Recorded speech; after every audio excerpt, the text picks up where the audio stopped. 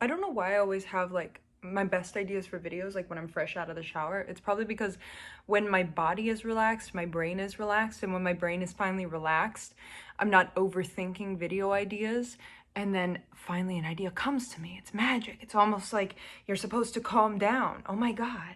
Anyway, this video is going to be about complaining, and I can't believe that I haven't made a video on this yet, because complaining is one of the ways you can subtly keep yourself insanely miserable without even realizing it. And it's such a simple fix too. So again, I can't believe I haven't made a video about this yet, because this can probably help a lot of you out there. And the complaining I'm talking about isn't like a casual vent like I've done on a few of these videos. I'm talking about like when you chronically complain every single day about multiple aspects of your life. Like, let me look up the definition of complaining just so I get. Complaining is the expression of dissatisfaction or annoyance about something. And I'm prone to this. I'm very, very highly prone to this. Probably my last video that I posted, or multiple of the last video I posted, I am complaining. And it's something that I'm working on, because because the words you speak hold more power than you think they do.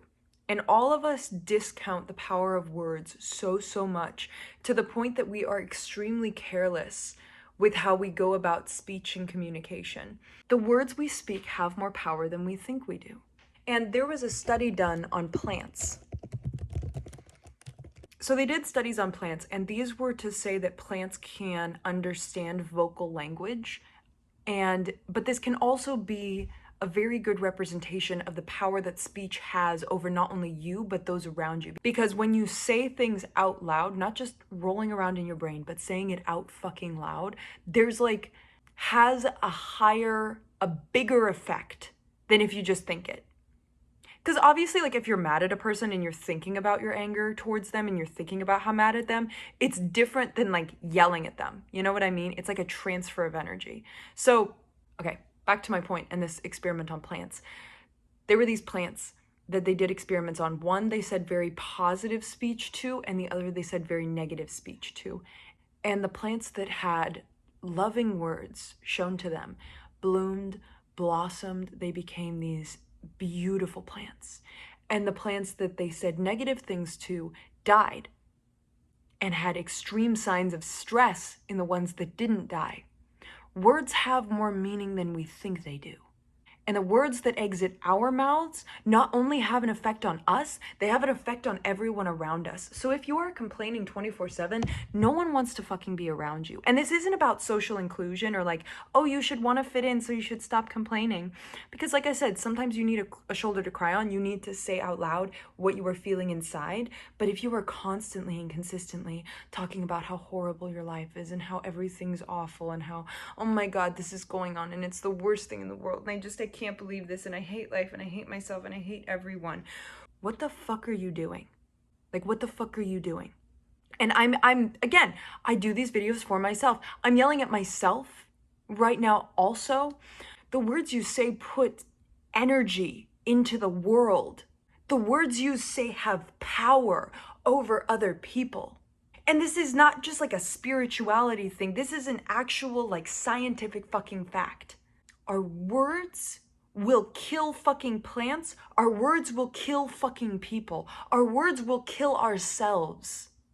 Our words are probably the greatest power we have in the known universe. And we are wasting them complaining because we're tired, because we're stressed, because everything's so wrong, because everything feels so bad. What if you pulled your head out of your ass and understand what a miracle it is to be alive, and you actually looked at your life and actively tried to seek out the positive things in it and spoke words about those positive things? What if you decided to be grateful even if your life is in fucking ruin? What if you, and I'm being toxically positive right now, I am, but I'm saying, what if you were more intentional about the words you speak and understand that if you are to speak on something, it will grow? So why not use your words to point out only the positive things? Why not use your words to enact change? Why not use your words to help open people's perspectives, or to help a friend out, or to help others grow and evolve?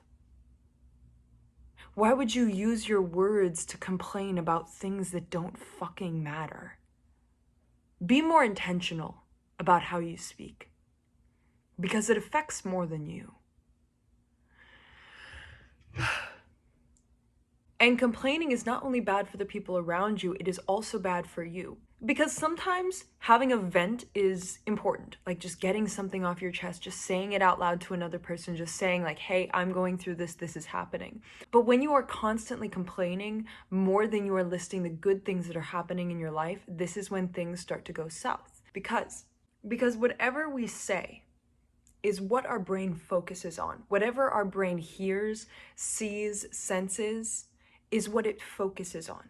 And so if we are, you ever like watched a movie and there's a character in there that's eating like a fucking incredible looking sandwich and you're like, holy shit, I want that sandwich. And then you go to the store and you make the ingredients for that sandwich and then you eat that sandwich and you're like, oh my God, this is the best sandwich ever.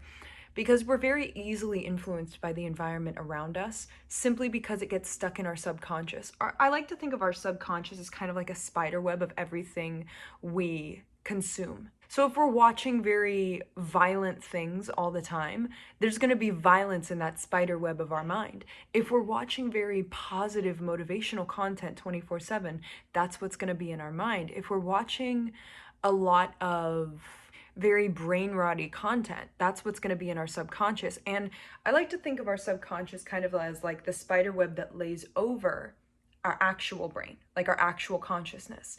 So it becomes like this filter of everything we've consumed, but that everything in our life goes through before it hits our brain, before it hits our personality, before it hits us. And so how do I explain this? All the words you hear, whether from your own mouth or someone else's, gets stored in that web. It gets stored in that web of subconscious. So if you are constantly thinking about the negative aspects of your life, and especially if you are saying things out loud, because if you're thinking them in your head, you can kind of like, it doesn't, I don't know how to explain it. When I say something out loud, it hits my brain more fiercely than if I'm just thinking about it.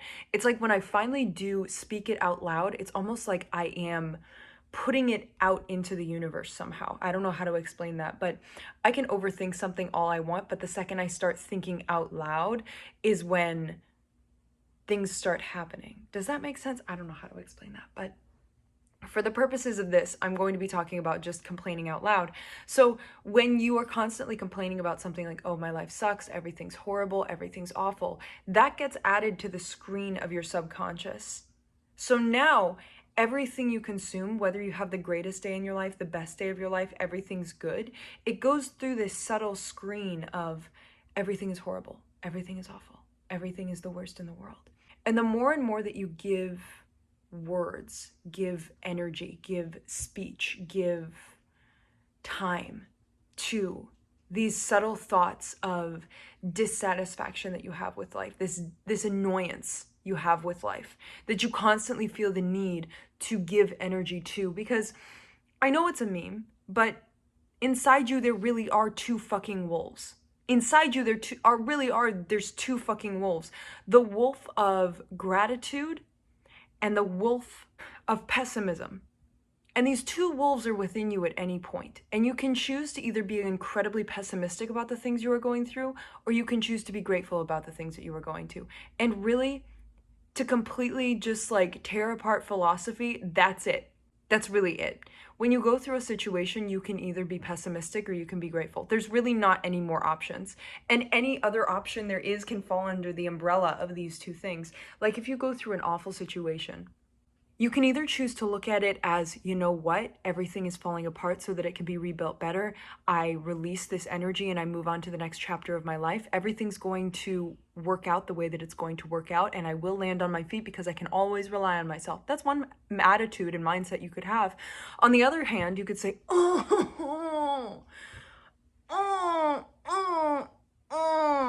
I'm not even going to give words to it. You know the feeling. And it's like, that's the other mindset you could have of just like complaining and arrogance and dissatisfaction and annoyance and just like, oh, Life is awful. And it's totally okay to feel that way. Like I said, both wolves are within you at any given point. And there's totally moments where you need to give energy to this dissatisfaction, this pain, this like anger of life. If you want to be miserable forever, keep complaining. If you want to create a negative and draining environment for yourself and those around you, keep complaining. If you want to affect your relationships and your well-being, keep complaining. Complaining is the simple and easiest way to live the worst life imaginable. When you complain so often, it's because you are trying to find ways to turn yourself into a victim. And when you think you are constantly a victim of life, how are you ever supposed to enjoy this? If you think that life is something that is out to get you, how will you ever be happy? How will you ever find peace when you are constantly on guard looking for the bad aspects of your life? I don't know why I just boogied there a little bit. I'm trying to be inspirational. It's not, I don't know why I just broke it. I don't know what is wrong with me, but on this edition of Bailey's Embarrassing on the Internet, she does the robot in this one. Wow! Okay. My final point that I'm trying to get across to you, the more you complain, the more you rewire your neurotransmitters to process negative thoughts. It will literally rewire your brain to always complain. The more you complain, the more you will complain. And the way you stop complaining, you literally just fucking stop. Stop. Understand that your constant complaining is what's making your life worse. It's not that your life is bad. It's that you're constantly complaining about it. And also, those who actually have awful lives don't complain because they're in such a deep hole that they don't even have the energy to complain. So if you're someone who's constantly complaining, your life is not actually that bad. You're just finding things that are negative. The people I have met that have been so deep down in that hole of life, even myself, when I was like so deep down in the hole of life, I didn't even have the energy to complain because I was too busy trying to figure it the fuck out. So if you are someone that is sitting there as privileged as you are and as blessed as you are and are still finding ways to fucking complain, then good fucking luck. You're not a person and you can't be helped. And the reason that I'm so passionate about people not complaining is because I used to be a massive complainer. I used to be someone that made me and those around me very, very miserable because of the things that I would say. And it sucked. It sucked for me because I couldn't stop. It sucked for those around me because they felt like they always had to help me. And I never want to be back there. And the way you get out of it is you just stop.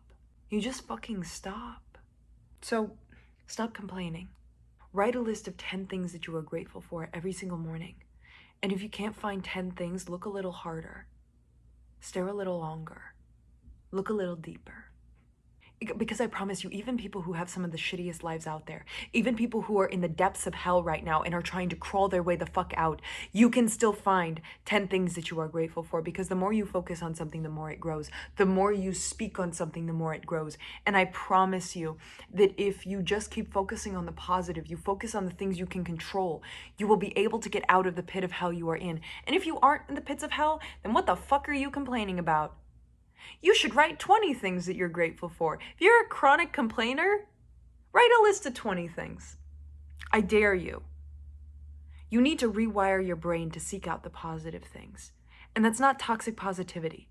That's not forced positivity. It's just simply saying, stop seeking out the bad parts of your life and playing victim and start taking accountability for how wonderful your life truly is.